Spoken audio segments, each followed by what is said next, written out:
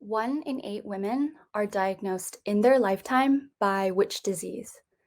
The answer is breast cancer, the number one cancer in women.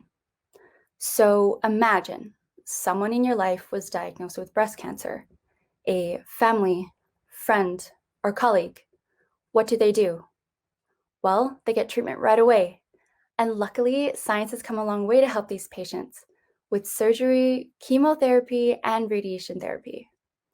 But it's still not enough because breast cancer is a leading cause of cancer-related deaths in women.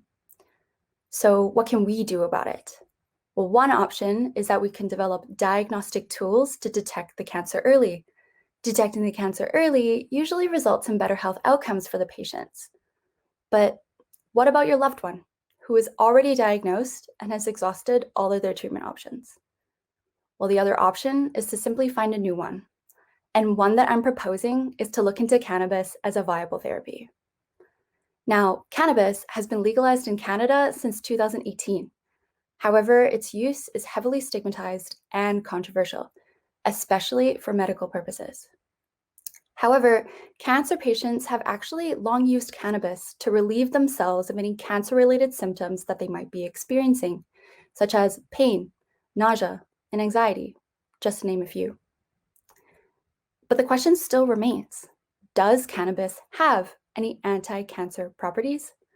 Well, based on my research, the answer is yes, it does.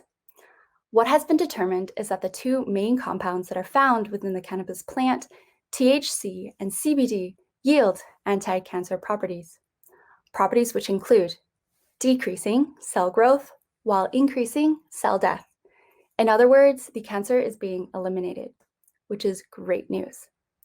Now, going back to the two main compounds that I mentioned earlier, THC and CBD, these two compounds are actually found within a drug called Sativex, which has been approved by Health Canada and is actually already on the market. Now, Sativex was originally developed for another debilitating disease, multiple sclerosis. However, based on our research, it can definitely be used for breast cancer as well. Now, to finally answer your number one burning question at the moment, do I use cannabis?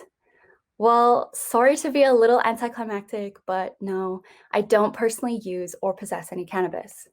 But what I do possess, however, is the strong belief that it is vital for us to study cannabis because we're always looking for new treatment options, and not just for breast cancer, but for other cancers and other diseases as well.